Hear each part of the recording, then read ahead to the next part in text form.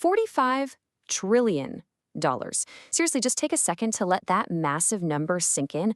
According to economist Utsa Patnaik, that is the estimated value of wealth drained from India by Britain between 1765 and 1938.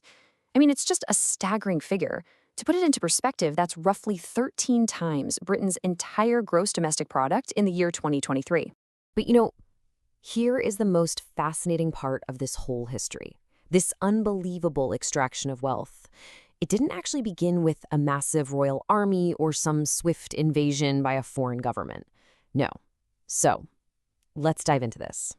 How exactly did one single corporate entity, a trading company, manage to engineer the subjugation and economic extraction of an entire, vast subcontinent? Welcome to this explainer.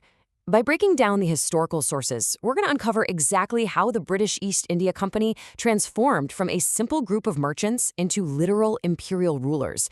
And we'll examine the profound human and economic costs of that transition. Section 1. Traders to Rulers. Okay, so the British ruled most of the Indian subcontinent for almost 200 years, right?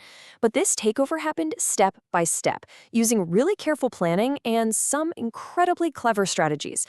It's actually kind of wild how modestly it all started. The English East India Company arrived in the 1600s with special permission from Queen Elizabeth I. They set up these early trading centers on the coasts, places like Surat, Madras, Bombay, and Calcutta. And because India had always welcomed foreign traders, these small posts didn't seem unusual at all. But as we'll see, the company's real aim was much, much bigger. To pull off that aim, they weaponized a brilliant, if totally ruthless strategy. And this brings us to a core concept: divide and rule. The East India Company basically went around offering military help to local rulers against their rivals. By acting as power brokers and kingmakers, they used existing family disputes totally to their advantage, basically preventing Indian communities from ever uniting against them. A prime example of this is the 1757 Battle of Plassey. Robert Clive secretly convinced a commander named Mir Jafar to betray his ruler, which secured this massive, super easy victory for the company. And this brilliantly illustrates their next major tactic in the playbook, the subsidiary alliance. Under this system, the British told Indian rulers, hey, we'll protect you, but you've got to pay for our troops and let us control your foreign affairs. So on the surface, the ruler looked independent, but in reality, the company pulled all the strings while the ruler paid the bills. They were literally funding their own subjugation. It's how the British managed to build what historians call an empire on the cheap. Section 2. The Wealth Drain.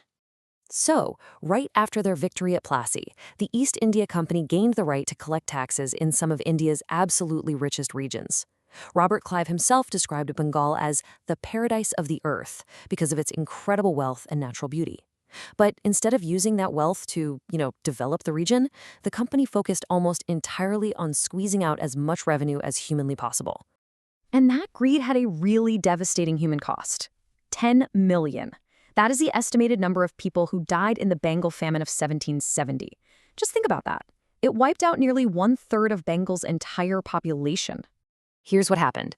Between 1770 and 1772, Bengal suffered some terrible crop failures. But instead of reducing taxes to help the struggling population, the East India Company basically doubled down. They forced farmers to pay very high cash taxes based on what their land could grow, totally ignoring how little had actually been harvested. This incredibly harsh policy pushed starving people into complete ruin, all just to keep corporate revenues high.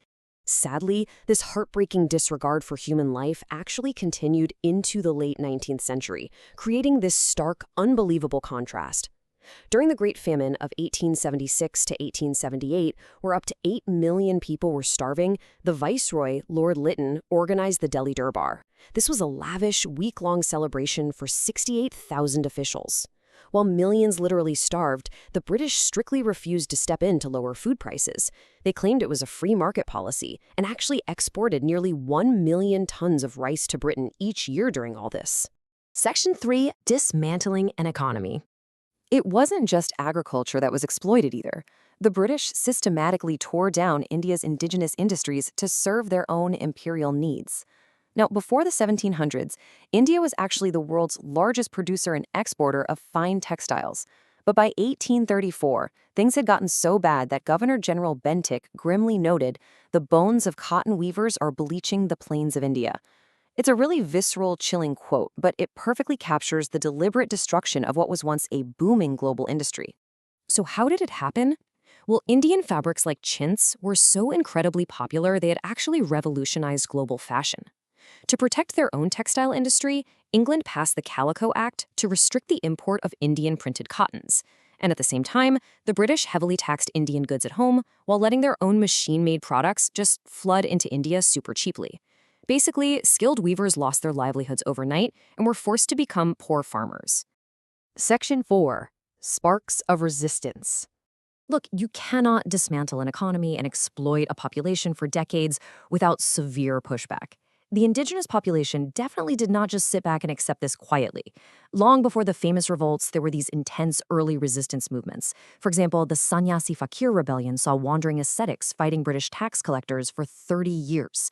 And as the British introduced exploitative new land and forest regulations, tribal communities rose up to protect their traditional way of life. Leaders like Birsa Munda, Sidhu, and Kanu led major tribal uprisings, showing fierce determination to defend their freedom against incredibly powerful corporate forces. Section 5. The 1857 Rebellion. All of these grievances we've talked about, the stolen wealth, the ruined industries, the annexed kingdoms, it all created this massive pressure cooker that finally reached a boiling point. The rebellion didn't just happen overnight. It was multifaceted. Politically, rulers were being removed from their thrones through policies like the doctrine of lapse. Economically, farmers and weavers were pushed into extreme poverty. Socially, there was a deep fear that British policies were actively trying to destroy local religions.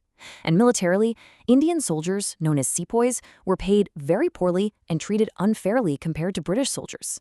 But the immediate spark that finally set off this powder keg, that was the introduction of the new Enfield rifle. Rumors spread like wildfire that the paper cartridges for this rifle, which soldiers actually had to bite open with their teeth, were greased with cow and pig fat. Obviously, this deeply offended the religious feelings of both Hindu sepoys, for whom the cow is sacred, and Muslim sepoys, for whom the pig is unclean. So on May 10, 1857, in Meerut, the soldiers openly rebelled. And the revolt spread super quickly, fighting legendary leaders who united people across all sorts of different religions and regions. Two of the most famous were actually women. We have Rani Lakshmibai, the warrior queen of Jhansi, who fiercely defended her land after the British basically refused to let her adopted son claim the throne. And then there's Begum Hazrat Mahal, who organized the defense of Lucknow and kept the spirit of resistance alive during these massive sieges. Their courage inspired generations, really solidifying this as the first war of independence. Section 6. The Crown Takes Control. This massive rebellion was ultimately crushed with intense brutality by mid-1858. But, the world had changed forever, leading to a massive structural shift. The British government finally realized that leaving a private corporation in charge of a whole subcontinent was just no longer viable. So, in August 1858, the East India Company was officially abolished. However, this absolutely didn't mean freedom for India. Direct rule simply passed from the company to the British Crown, specifically to Queen Victoria. India was rebranded as the jewel in the crown of the British Empire. But as we've learned through these sources today, that title was built on a deeply tragic transition. A region once hailed as a self-sufficient, prosperous paradise was systematically transformed into an economic engine, one designed exclusively to feed raw materials, resources, and taxes into Britain's global growth. So when we look at history through this lens of economic extraction, we really have to wonder, what if that staggering $45 trillion had actually stayed in India? If it had been used to build local infrastructure, support local industries, and enrich its own people, what would the map of global wealth and power look like today? It's a really profound thought to consider as we try to understand the lasting legacies of our world's history. Thank you so much for joining me for this explainer. Keep questioning and keep learning.